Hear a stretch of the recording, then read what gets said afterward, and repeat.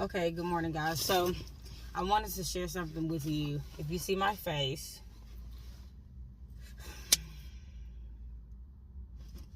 I got bit. So I wanted to wait a little bit before I actually shared this with you guys, about what my face looks like. So I was actually bit by my dog on the 15th of this month. I don't know what triggered him. For the people that know, I was bit before last April, and I thought it was because like resource guarding. I thought it was because of something like that, but that was not the case. So, the first time, just to reiterate, the first time when he bit me, I was kind of like dozing off, but I was in the living room. I was just sitting on the floor, and I bought him a new bed. So I don't know if he was triggered or whatever. So I gave him like a little side hug, because I always give him hugs and stuff, even when he like laying down and stuff. And he just like attacked me. So I had like staples in my head, and on my face I had, a little bit going on, but it wasn't this deep. So if you can see like the scarring, I had like a scar up here and all that. So, that was that whole little situation. So yeah, like that was that. And then it took me a little while to heal emotionally. But I kept him, that was my decision. Just like I was telling friends before, it's just like when you adopt a child, there's certain things that's in the paperwork, and then to an extent there's a lot of things that's not in the paperwork. You just have to experience it for yourself. Just like when you're a parent, there's a lot of times you can be the world's best parent and things just turn left. That's just how life goes. That's how I look at it, right? Not to make it sound any better, but that's just how I look at life and how I look at things. So that was that situation. So I got Dozer a couple of years ago from the shelter in 2020, 2021, I believe. And he was 7 months. I got him from Bark. So he seemed cool. Like everything was cool. And I'm gonna be completely honest. I think so. At the time, I was still going through like school. It was just a lot of stuff I was going through. And I wasn't in the apartment that I'm in right now. So I couldn't keep him. And so I was like, yeah, I'm not going to take him back to the shelter, you know what I'm saying? So I can make the sacrifice of just going back to Dallas when I can to see him and stuff like that. And he still knew me, right? So there was times where him and Pa, if y'all knew Pa was the other great pit bull, and I'm going to just have to attach pictures as I go. He was the other pit bull that we had. There was like a family dog, and I had him since he was like really tiny. And then up until when he got big, but that's when I was in Dallas, so he still knew who I was. So my dad, I don't say my dad turned him to be aggressive, but you know how some men are, but like, oh, we got to be aggressive, like some dogs are just not meant for all of that. Like by nature, yes, pit bulls are aggressors, right, or protectors rather, but a lot of them, it depends on their training, right? Like it really depends on the training. That's with any dog. So that time, Pub was big. Like he was big. Like even then, like when he was very vicious and stuff and like tripping, he never tripped on me. Like he was sitting right here in my front seat. The only time he would probably do something is like if someone tried to like get in the car and he'll beat them to the car and he'll sit in the front seat. He would let nobody else sit. No one can sit in the front seat. Like he would not get in the back seat at all. That's the only difference. That was just a battle between him and my aunt. But other than that, like they weren't aggressive, right, with me. So so when I actually took Dozer to Dallas or whatever, there was 2 episodes where they both ran away. And I think a part of that again has to do with my dad. So they ran away. The first time they ran away, Pa had like some battle scars on him and stuff like that because he was trying to protect Dozer, because Dozer was not vicious. Like Dozer was not a fighter, because I didn't raise that dog to be a fighter. By nature, he's going to protect me at my house or anything like that, but he was not an aggressive dog. He wasn't an aggressive dog. So shout out to my dad for that. But yeah, that was like that whole little situation with that. And the second time they ran away, that's when I had posted something like a couple of summers ago. Well, not that long ago, but I had posted something, and I'm just like, can someone find my dog? And I was just like mentally distraught, because I'm like, dang, my dog is really gone. Like both of these dogs are gone. So they both weren't gone. Like they both were good. Everything was okay. So everything worked itself out to an extent. And I just so happened to get settled in my apartment months prior. And he was able to come live with me. So, you know, I had him for a while. Everything was cool. Like, there was no signs of nothing until that incident we had then. So then fast forward to the 15th, it was like 6 in the morning. Mind you, I didn't know that he was in my room because I was asleep. Like, I was getting up, like, or I probably did remember, forgot, because I remember I got up at like 5 something, laid down or whatever. But my door was cracked. Sometimes I leave my door cracked, because sometimes I'll be tired and I don't want to run into the door because I'll be moving too quick. So what I did, I laid down. It was like 6 in the morning, and it was dark in my room. I remember, I don't know if I had turned over fully, because clearly I had to turn over for me to get bit in my face, but I turned over, and he just like, pap, pap, pap, you know, and it was just so traumatized. Like, in the moment, I didn't think of nothing. I was just like, oh my gosh, and I was like panicking, like, oh my gosh, and I had to hold my face. You know, I called the ambulance, and I just went through with that process. They put water in here. I'm gonna attach the pictures, and I'm gonna attach the pictures as time went on. Just a few pictures, like probably 2 or 3 pictures from like Friday, Saturday, Sunday, and then up until like now, kind of. So that was pretty much the situation that I was faced with. Like, I was just, you know, bit in my face. I have 2 stitches here. I'm praying and hoping that heals. And then like the little markings here, and then like right here. So my face was swollen and it went down, and it drained out. But it's still draining a little bit. So it's like draining out. But yeah, so I'm just like constantly just continuing to pray and just ask God for strength, because this is just so much.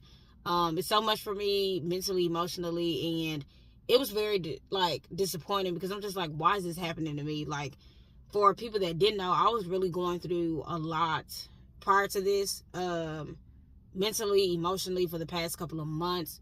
And I've just been really just keeping God first, focusing on God, finding things to make me laugh, finding things to make me smile, because it was just so much opposition that I was faced with. So it's just, you know, as soon as this happened, I'm just like, okay, this is really happening to me right now, you know?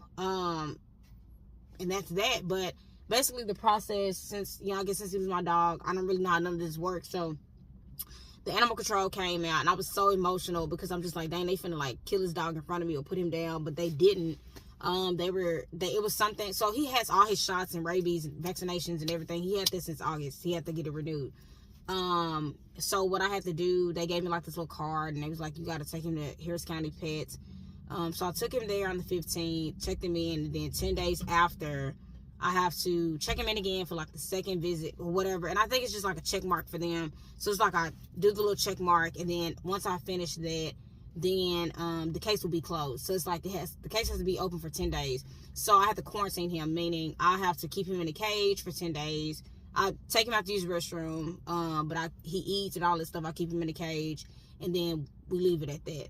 I did throw all his toys away. I threw everything away, so that I can move forward with trying to find him a home. I don't want to rehome him. I'm really just finding a shelter. It's just kind of like, it's like a lose-lose. Like, I don't want to find him a home because I don't want him to bite somebody else, but there's a chance that they can train him better, or they know more about it, this kind of stuff, than I do. Because again, I never went through something like this. The first time I did, I put him through a little bit of training. But it's just, there's so much that he's probably has been through that I don't understand. So I'm just like, I would rather not jeopardize my life for that. So rehoming is not really an option that I want to go with. Putting him in the shelter is like a 50-50, because they may put him down, they may not. And with a lot of these shelters being full, I don't want them to, he's probably going to have to get euthanized, you know, which is put down. So it's just a lot of emotions with that, because when I saw like different pictures and videos of other dogs, I pretty much cried. So I'm just welcoming myself to this grieving process and allowing the grieving process to go through the motions. I'm allowing my emotions to run and do what needs to be done for me to heal properly. Like I told one of my friends, like, I'm just a pit bull lover. I'm a pit bull mom. Like, I've been having pit bulls for a very long time. That's all that I like, you know, and I've never been bit by one besides this one. And I feel like a big part of that is because of when he was around my dad and them. Well, really my dad and stuff. Because other than that, like other dogs I've had, they've never bit me. So the history of the other dogs, I've had one dog, that I got, but I got her with like an ex or something. So he was being very, he was just being, that relationship was very, he was very malicious, and he was just a mean person, an evil-spirited person. So, since he technically bought the dog or whatever and had like the rights, he just kept it and I went my way. I don't need no attachments at all, like nothing to deal with him. So I just end up eventually just waiting and getting my own dog. Pub was, the dog that I had with my family. That dog, when I was in Dallas, he was always with me. I did everything for him. So that was a whole nother thing, so over time, like, I've had little dogs, and of course, like, when I was young, I had dogs, but they were dogs like my dad had that he, gave me. So yeah, it was just a crazy situation. So right now, I just thank God for my healing. He's still in his cage. I have until Monday, praying, hoping to get these stitches out. I have until Monday to get him, to close the case and to find him a home. So I'm hoping that these people, shelter, I pray and hope that these people that I reached out to, can allow me to, drop him off there, or, find something with Bark, animal shelter, because that's where I took him before. That's where I got him from. But yeah, like, it's been a rough process. And I'm just trusting in God. Like, I'm just trusting in the process. I'm just a dog lover. I don't know. Like, because some people, they can take the time. Just take the time to heal and love yourself. I mean, I've been loving myself, but that doesn't take away from the fact that I'm a dog lover. I mean, you can look at it in the sense of, like, relationships too. Like, take time, heal, don't go to nobody else, blah, blah, blah. But it's like, I won't do that,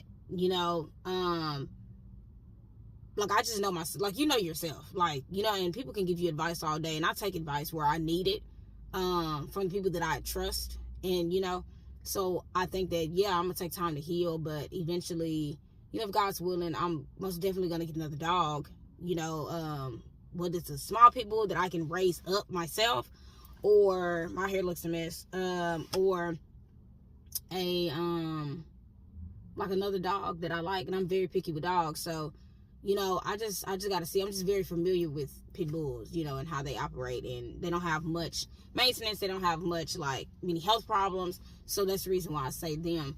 But, yeah, like, I just want to update y'all on what's going on with that. I'm actually just healing, just praying, keeping God first. It's been rough. It's been a tough situation for me. It's been very tough.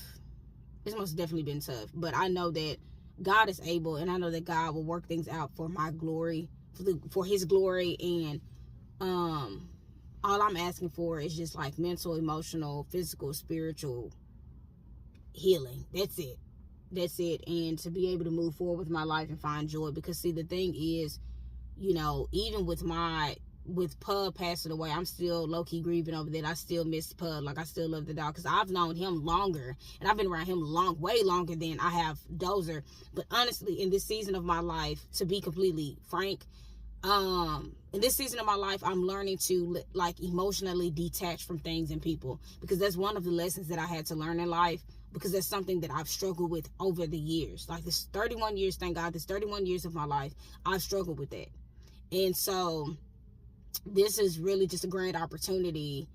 I'm allowing myself to go through this grieving process of emotions, right? But holistically, I'm looking at it as, okay, Carlissa, like, this is something that you struggled with for years. So with that being said, with you being the person that struggled with this emotional detachment with people and things, God is giving you this situation to allow you to learn how to let go. Because I love animals.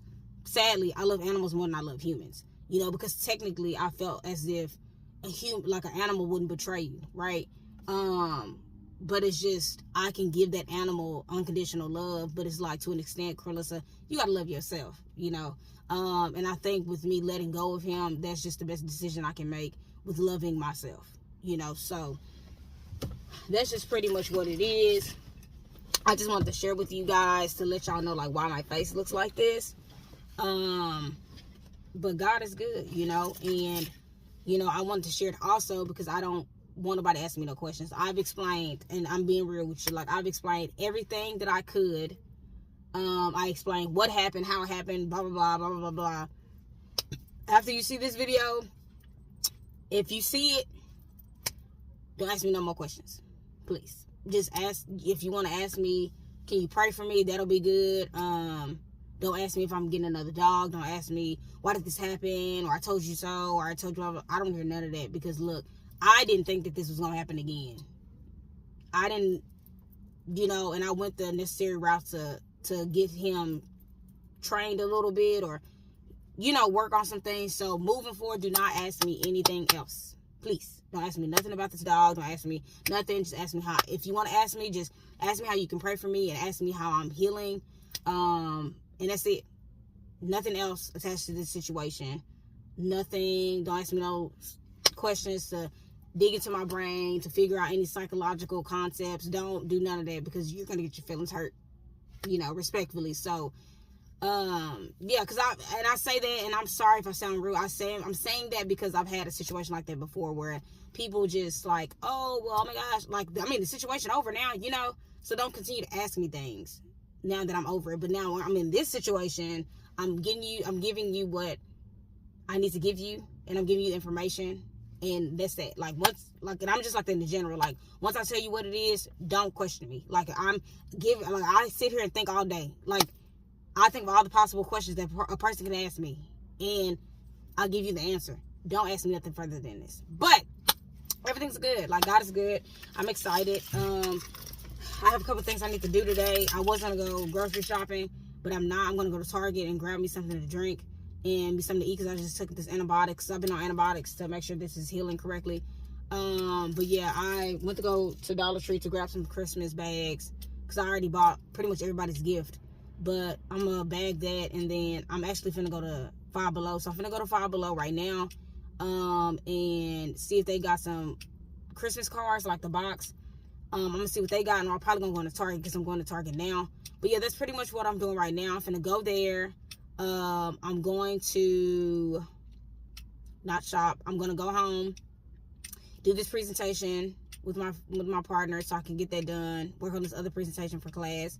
And then I have to I'm finna join into this Zoom right now because I'm a part of this nonprofit organization where I'm gonna have a mentee and stuff. So I got a lot going on. So I'm finna, handle my business with Target, Five Below Outlet, do my presentations, get that out the way, pray. I'm gonna make it through this semester in the name of Jesus. And anyone else in college, you're gonna make it through in the name of Jesus. So I'm gonna do that. Finish all that stuff, chill out. I do work tomorrow at Kroger, if anyone didn't know.